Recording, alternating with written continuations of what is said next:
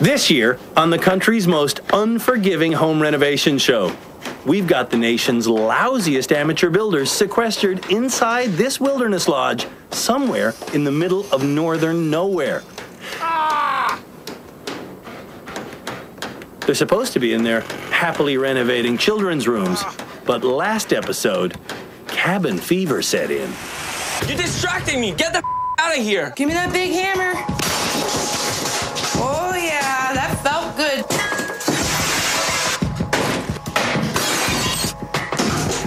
Plumbing with a sledgehammer. This is Canada's worst handyman.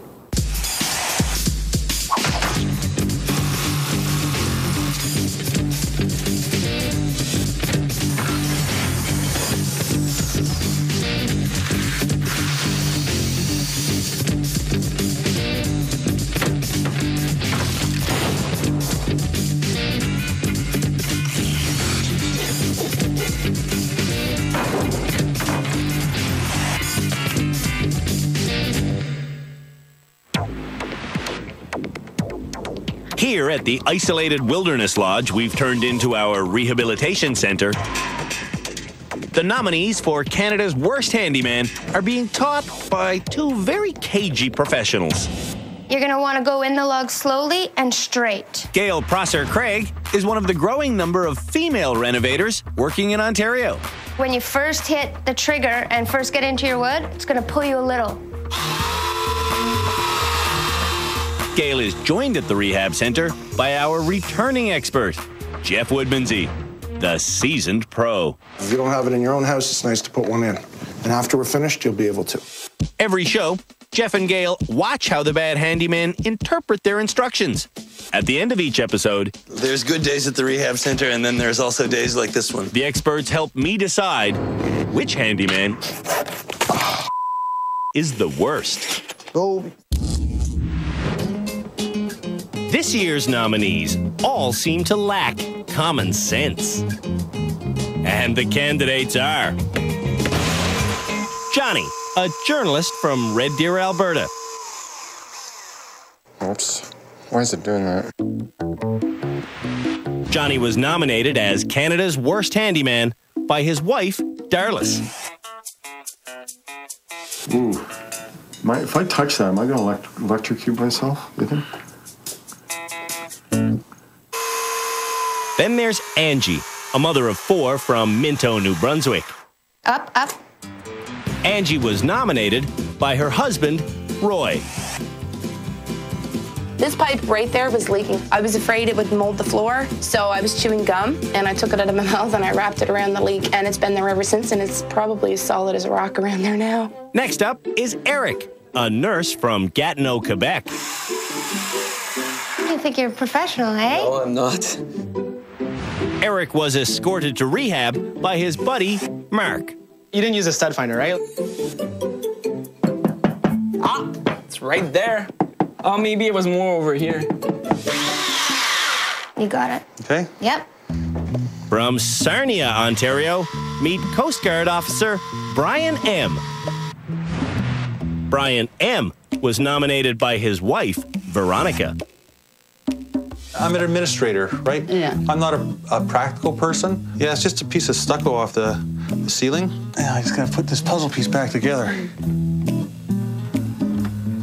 Oh, frick. And finally, we have Brian P., a retired stockbroker from Ottawa.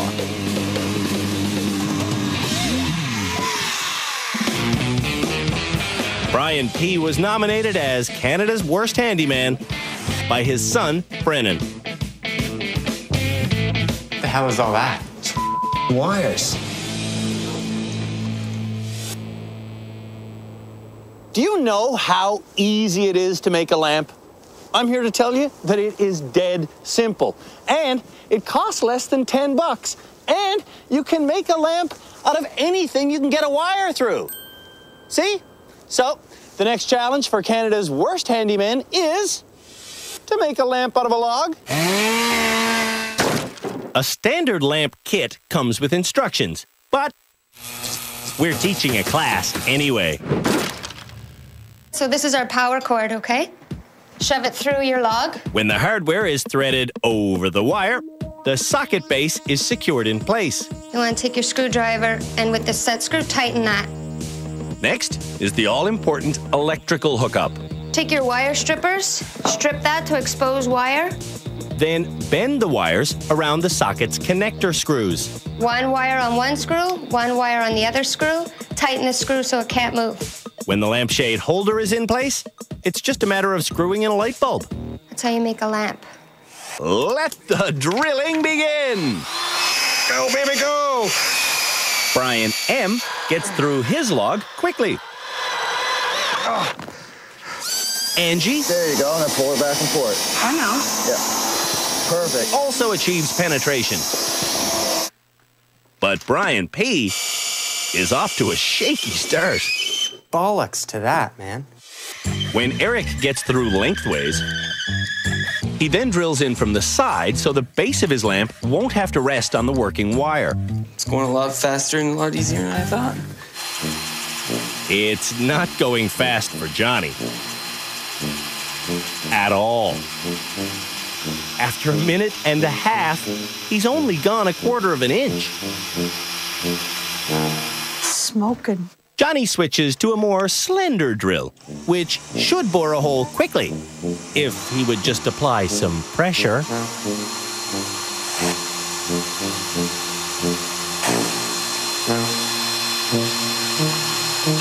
Am I getting close? Instead of reversing the direction of his drill to get the bit out, Brian M. tries yanking it out. Ah, look at that. I broke it. Holy moly. It's broken. You serious? I'm serious. Uh-oh. Unfortunately, the drill broke. Like the chuck just came off. Without a drill, Brian's done. Didn't work. Broke.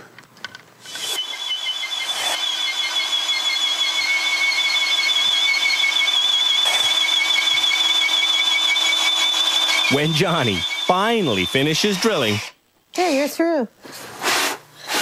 his hole is too narrow for the wire. Yeah, this wasn't big enough. I gotta do it over again with this one. Do not adjust your sets.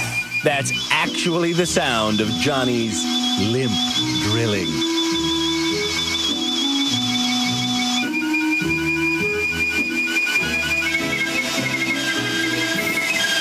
Are you applying enough pressure to the drill? I believe so. When Eric opens his socket casing, I got it. it's time for wiring. I have exposed wire and bender arm screws. Eric uses a knife to strip his wires. This is like real flimsy stuff, man. Then he tries using the jaws of his needle nose pliers. When that doesn't work, Eric finally tries wire strippers. What do they look like? That's what is this? Wire strippers? Wire strippers have circular cutting blades designed to slice a wire's plastic insulation while leaving the copper strands intact. That doesn't work. The trick is using the correct size, called the correct gauge. This is not working good. Eric has his wires attached. I think I hooked them on properly. So, he makes a base for his lamp, plugs it in, and... Done! Eric's done. Without a hitch. I was done like in 25 minutes top. I was done. Done. Brian P. has exposed too much of his copper wire, and his socket is not held in place with a screw. So when he thinks he's twisting the unit on, he's actually spinning the wires together. But look, it just kind of unravels after. Yeah, let's plug it in. See if it works. I shorted my thing up. See? Whoa, you cabled the two lines together? And thank you very much for that. Twisting lamp lines together is the worst thing you can do. If you wanted to start a fire, give me a call. Other than that, never have me as an electrician. You might want to avoid Angie as well. What do I do? Just snap that on like that? When spiking the base doesn't work, Angie snugly screws the pieces in place. That has pinched the wire with too much slack in it. No, you ain't pulling that. Instead of using common sense and tightening her hardware, Here's your wood glue. Angie uses wood glue on her metal bracket. There. Okay. There you go. Angie's lamp is wobbly. I've had more problems with that damn lamp than I had my whole life. Johnny has finally moved on to the wiring. I'm going to need wire shredders. Well, you just took the whole thing off. Johnny should twist these exposed fibers into one cohesive wire. That way, the copper strands won't fall apart when they're being smushed by the screw head. It's not attached. Oh, I just did it. All right? It doesn't look right to me. For sakes. After multiple connection failures, Johnny manages to trap his fuzzy wires inside the socket. Well, that's an atrocity. That's not how it works. Oh, for sakes. Johnny. Johnny continues with the socket housing upside down. That doesn't look right. Well, if it doesn't look right, why is Johnny forcing the socket top over his fuzzy wires? Look at this. Every damn thing I try turns out like a piece of garbage. Johnny's garbage does light up. See? You're like God. But his fuzzy wires are touching the metallic socket housing. Yeah, piece of cake. Ah, Jace, man. Johnny's lamp is shockingly bad. And it was a disaster. I think I'm heading to my second consecutive day of being Canada's worst handyman. After the break, Canada's worst handymen assemble electric fireplaces. This is probably a really nice area right here to have a nice, like, warm feeling.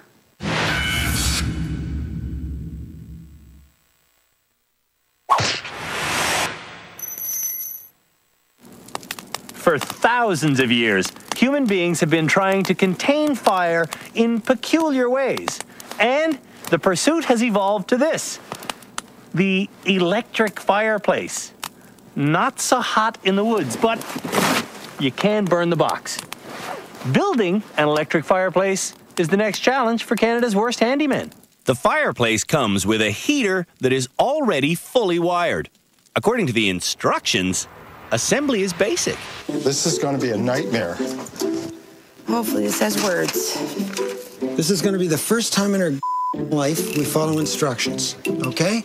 Eric didn't follow our instructions 5 days ago. I'm putting this together! Back on day one, when we took Canada's worst handymen shopping for supplies, I like that one. we told them all to buy a build-it-yourself electric fireplace kit. Right there, that's rad. Eric bought a pre-built electric stove, All right. which was strictly prohibited in the buying guide. Remember this list? Yeah. What does it say there to buy? Electric fireplace kit, not a stove kit. And what is that one? A stove kit. No way. To keep things fair, we got Eric an electric fireplace to assemble. Have a fun time, eh? Sir!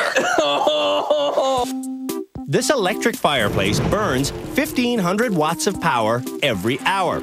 That's the same amount of energy there is in 1,300 nutritional calories. So, running the stove for an hour burns the same amount of energy as there is in 9 cookies. You know, in case you were wondering. Brian M. bought the most expensive fireplace available. Oh my gosh, they got more instructions here. It's also the most complicated. Holy shoot, look, there's like 16 pages here. There's other instructions. I'm confused. I'm just confused. I'm just confused a little bit. He's not as confused as Johnny, who's screwing in reverse. After 2 minutes of reverse screwing, you'd think Johnny might figure it out. How's it going?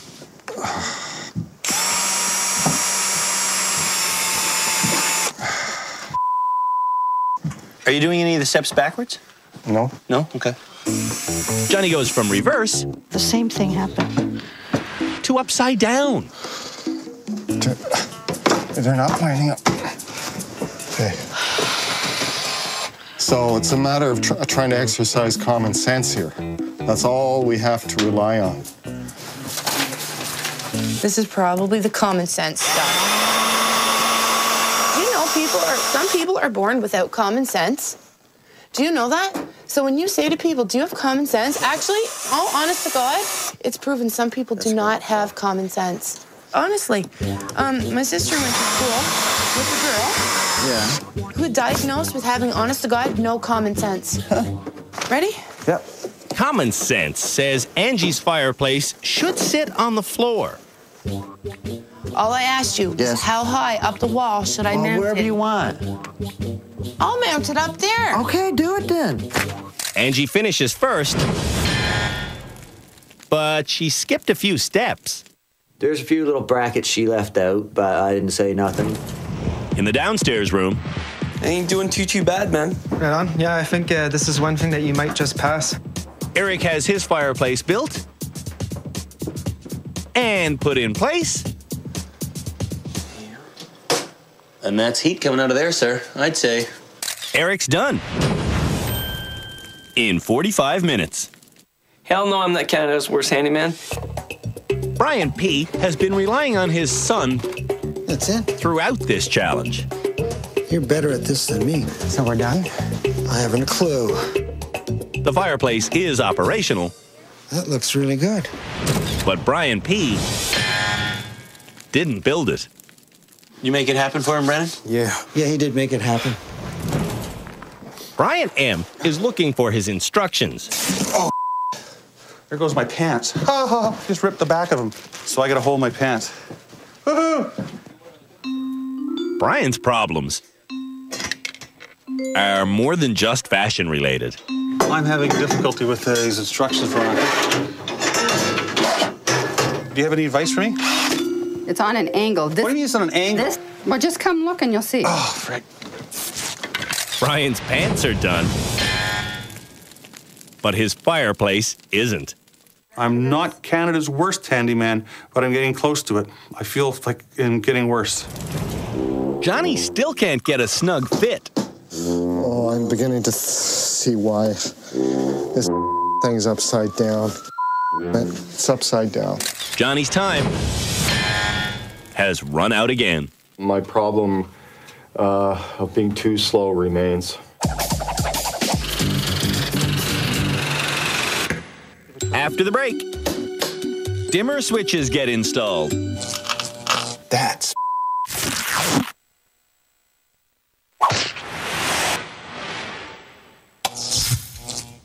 If the light in your room is too bright, you can dim it down, even if you're not very bright yourself. Swapping out a light switch for a dimmer switch? Why, that's the next challenge for Canada's worst handyman. What we're going to cover today is a dimmer switch. When the old light switch is removed from its steel box, two wires will stick out. A white and a black. Each of these wires gets attached to either one of the black wires on the dimmer switch. So you connect them to the dimmer wires? Yes. Don't twist them together. Use a wire nut. The wire nut threads the two together. It should hold on with just a gentle pull. Okay? Okay. The dimmer's green wire is the safety ground wire. You connect the green to the nut at the back of the box. Then you neatly roll the wires in. Okay? You never want to crimp a wire because that creates resistance, which creates heat, which is potential for trouble. When the switch itself is screwed in place, you're finished. Any questions? Get out of here, get it done, guys.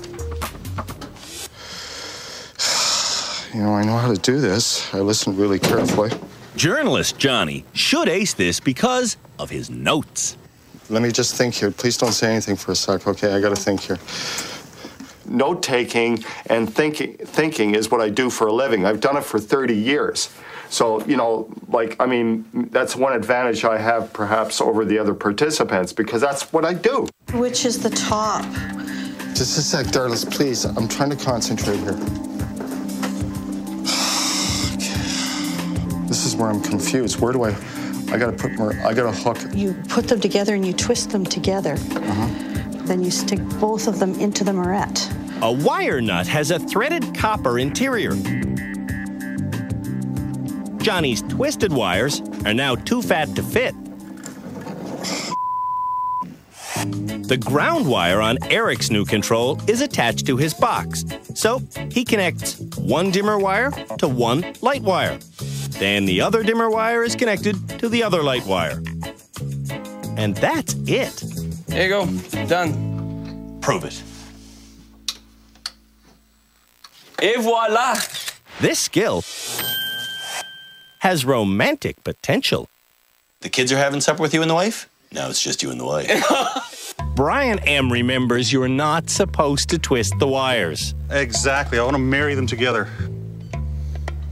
Ta-da, there's one. And he said when you put it in, you don't crimp it, you roll it in. I didn't know that. I thought that was such a cool thing. So many neat things.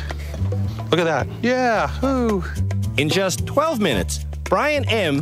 Drum roll. Is ready for the test. Hey! Could that be light at the end of the tunnel? I'm impressed because he finished it and he finished it really fast and it was like he knew what he was doing. Brian P. doesn't know what he's doing. This is a good lesson. Brian P. is attaching his ground wire to a screw he found on the floor. Doesn't go in there. This is just a piece of something. Uh-oh. If he doesn't do that right, he's gonna have a loose connection in the wall. So you fold it in, like, nicely? Angie has her knob dimmer fully wired. Turn her on. See. Bingo. Done. We did it. At home, Angie wanted Roy to do this job. She can do it herself now. Yeah. Down the hall, Brian P. is done like dinner. See how much time that took? No time. So let's see if it works. It doesn't sound like it works. Brian P.'s loose connections blow another fuse. That's That leaves Johnny side by side like that. as the only person still working. Okay, this has to go in. Okay, do we got a drum roll here? All right, fire him up. Hey, just like that already. Wait a minute. It doesn't dim. It doesn't dim. It's not even turning on and off. What did you do, man? What he did was attach the two lighting wires to themselves. So you just perpetually made that circus. Oh. Oh, damn it. I thought I aced this, too.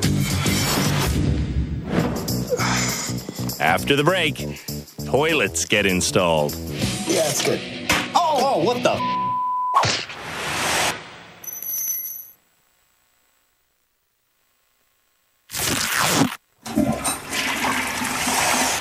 Toilets are excellent. I mean, I love toilets. I love them when they work. The next Canada's worst handyman is to install a brand new toilet. Now, assuming they took their old toilets correctly, the new one should go in less than 10 minutes. Unfortunately, Give me that big hammer. some of our bad handymen removed their old toilets by beating them with sledgehammers. Oh, yeah, that felt good. Ah! The beatings may have felt good. Yeah, that last 5 minutes felt friggin' great. But the end result was porcelain in the main waste pipe. Angie dealt with her mess the old-fashioned way. Oh, man. Everywhere. It's black. It's yellow. It's blue. But Johnny's hole still has issues. Before they replace their toilets, the nominees for Canada's Worst Handyman are attending a toilet installation class. Hello, hello, hello. I am telling you right now, this is the easiest job you can do in your house. The new materials you need for this job are a standard issue toilet wax ring, a screw-on toilet hose, and 2 bolts. The tool list is even shorter. It is a one-tool job. Jeff starts with the wax ring. Goes on here. This is what makes the seal between the toilet flange and the toilet.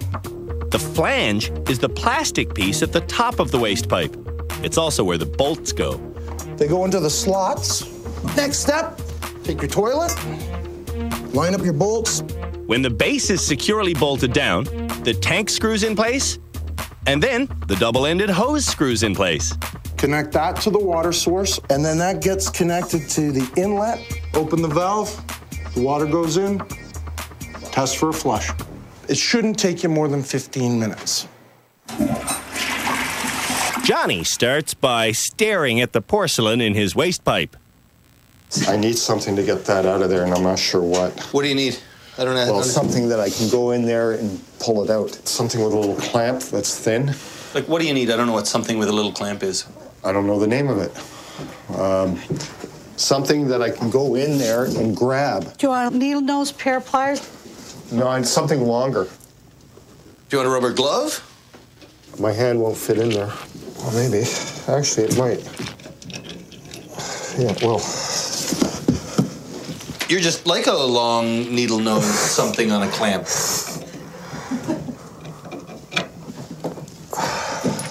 While Johnny soils his silver ring, I'm going to go bleach my eyeballs. So did you get all the out of there? Pretty well. Instead of fitting the wax ring to the toilet, as Jeff demonstrated, Johnny puts it right on the flange. And he mounts the toilet without using bolts. Where are the bolts? Where are the bolts that go into the floor? 4 of the bad handymen don't have bolts because you guys bought toilets that are cheap, and cheap toilets don't come with one of the most important parts anymore. Little tie-down bolts. Makes it $2 cheaper, so they take that out of there. So, word to the wise, don't buy the cheapest thing.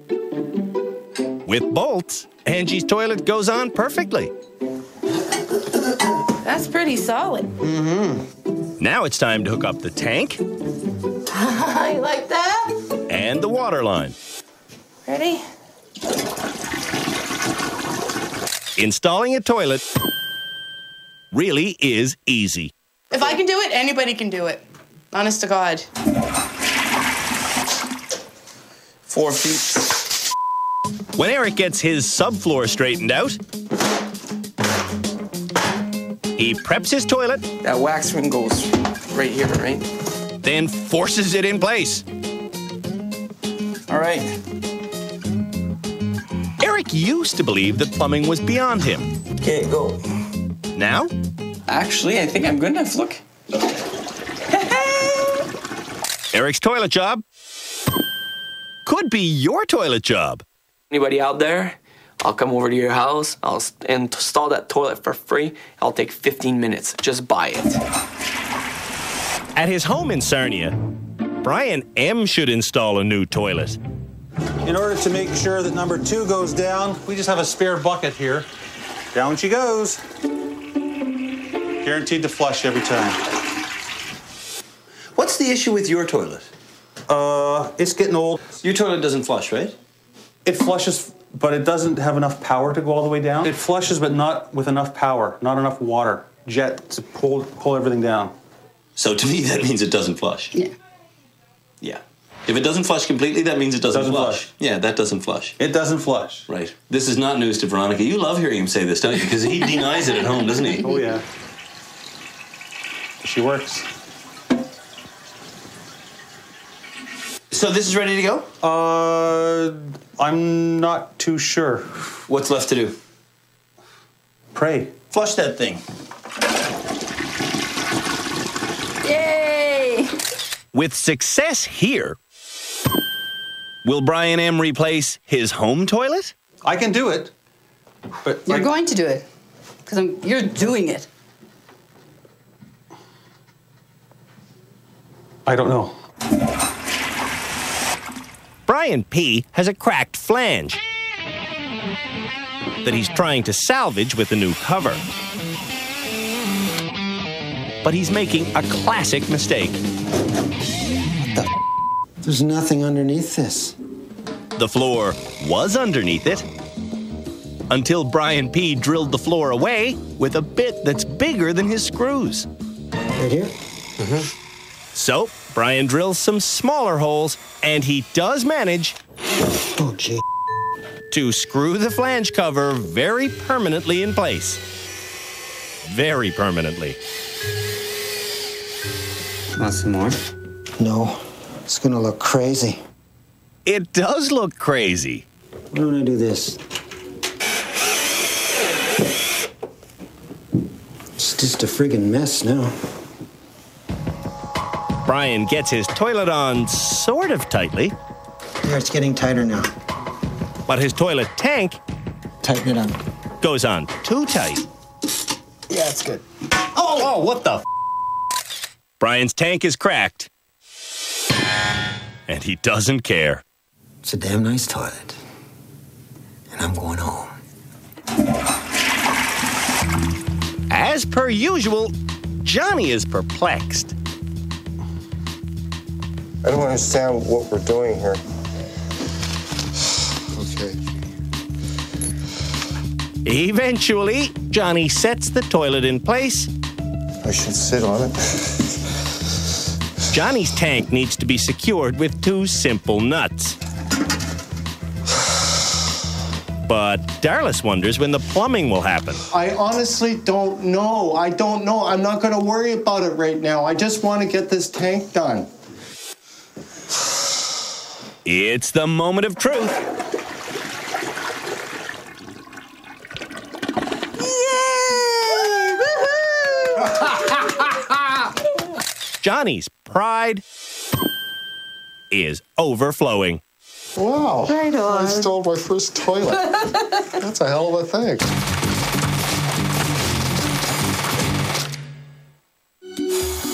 After the break. Could you listen to just what I'm trying to say? What are you making?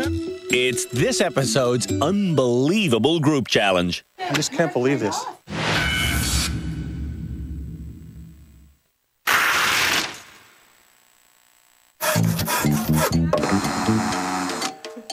In our first episode, Canada's worst handyman worked together on a bar that was so solid, it got us to thinking, what if we could get them to add on to their bar? Our design team came up with the idea of using the bar as a foundation for a 14-foot-tall ice fishing hut that the bad handymen are already building. Although, they don't actually know it yet, because they're building it in stages. Today, their challenge is to frame the window under the guidance of Angie. Now, keep in mind, though, Angie's never framed a window before in her life, so to make sure she does it picture perfect, we're giving her a lesson with our expert Jeff. And hopefully she'll build this window with no drafts. Perfect. Thanks. The frame is going to be built out of 2x4? The large exterior frame needs to have some very specific angles. 65 degrees here on the bottom and 115 degrees here on the top. Angie can make these cuts with a skill saw, right? You see the angles here? Mm-hmm. You'll set your guide by loosening this up, swinging this up to the appropriate angle. Oh, okay. Right? And then cutting through your wood. Installing the window requires more wood cutting. This is the window that we're going to be using. To frame out the window, king studs run right beside the window's inside edges. The window rests on a sill, and the lintel keeps the weight of the wall away.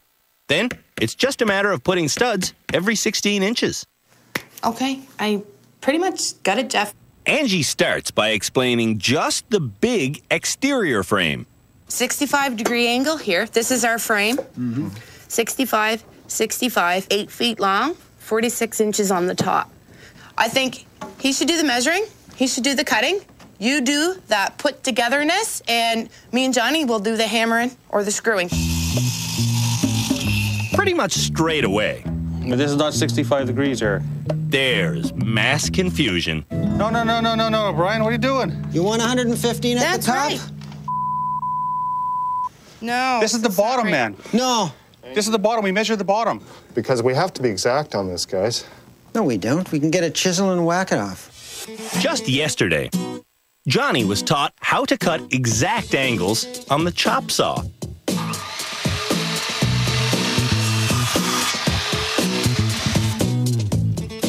Johnny remembers how to adjust the saw.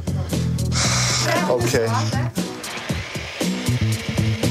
But he doesn't remember that he's supposed to stand in front of it. Stop! Stop!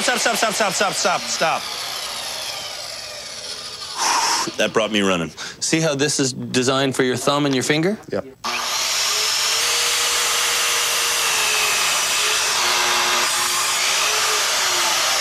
Perfect. And so now that, we believe, is a 65-degree angle, correct? Correct. Beautiful. Now we got to make cuts for the top, all right? And they got to be 115? Yeah. You're also cutting at 65 degrees? No, we already did that. What are you doing? Cutting this at 50. So that cut is at what? 50. At 50 degrees. Yeah. A straight line is 180 degrees. To cut a 115-degree slice into a board, simply cut a 65-degree slice, and this angle will be 115 degrees. The math works out because any two angles on one straight line must add up to 180 degrees. Like 180 minus 115, that should give us the 65. This one has to be cut at 65 because you need... Yeah, it's 65. So the top one too has to be cut at 65. I'll cut it at 25. You think? Basic math. Okay, guys, what do you... So, by the fact that you have your saw set already at 65 degrees means you should not touch it. But we already were doing that. I thought you were cutting a board at 50. Frig, I mixed that up, didn't I? Everything's mixed up. Did you guys measure this? No, it's this part. The base is supposed to be 8 feet long, but it's not 8 feet. It's 8 feet plus 1 inch. We're doing it ass backwards. Brian M. wants to explain the problem. Could you listen to just what I'm trying to say? But Brian P. won't let him. Hey! You're hey! listening. Hey, pink hat! Brian! Pink hat! Be quiet. Can I show you what I sort of learned? I don't want to know what you learned. Okay. You keep what you have in your little brain and don't share it with anybody else. Fine. They weren't listening to me, and I was trying to be helpful, and they just didn't realize this. What are you making? No. You're making a portal into a whole other dimension or something? Brian M. gets things back on track, but... This board is like crooked, man. Like who gives a... Brian P. is not impressed. Everything remains friendly, but the team takes 2 hours to make a 4-sided frame. Making the window frame This is our width of the window, and it's too short. could take forever. Are you sure we need a wood frame around this, Angie? Yes, I'm sure. What they need 50 and a half. is a foreman with foresight. Now it should be exactly the same on the other side, 50 and a half. It's not. It's 49 and a half. So what? Pound it in. Angie walks away and comes back with a new plan. How about everybody's the foreman? Angie quits the foreman job. The team does finish the job, but it takes almost 4 hours. I had a contractor build a shed in my backyard this summer. How long did it take him to build an entire shed? 4 hours. They did that all on their own.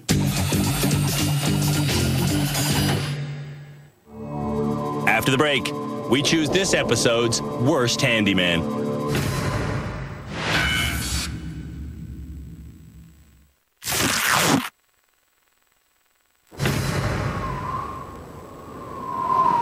It's time for the experts to help me decide which handyman is this episode's worst. We start our room-to-room tour with Johnny. The lamp. Yeah. A complete abomination. It's not really a lamp, it's firewood with wire attached. And Johnny's toilet isn't really attached at all. The thing is, it's going to come right off the floor, and it's going to leak. This toilet right now is completely out of service. Brian P's dimmer is fried, and his lamp went gone. But I'll tell you one thing that really worked out well for me was the toilet. Actually, Brian P cracked his toilet.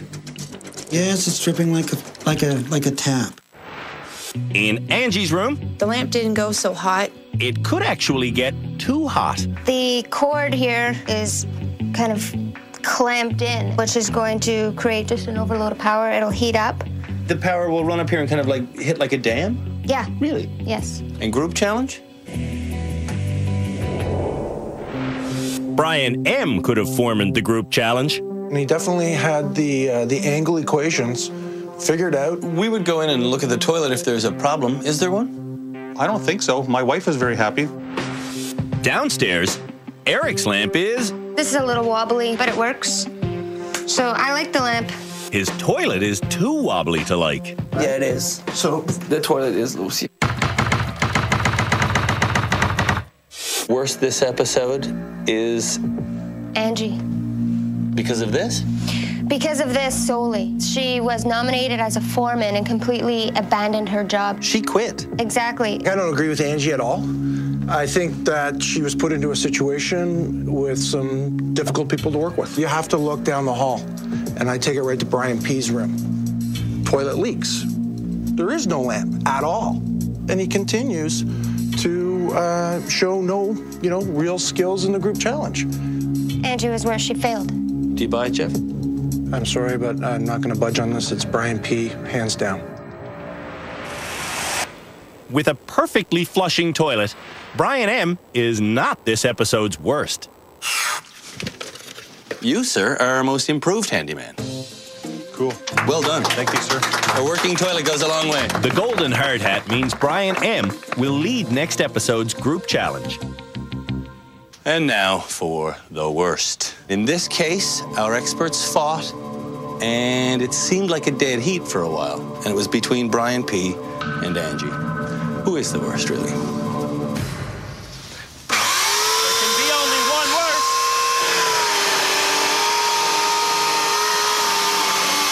That means there's either a picture of Brian P back here or a picture of Angie.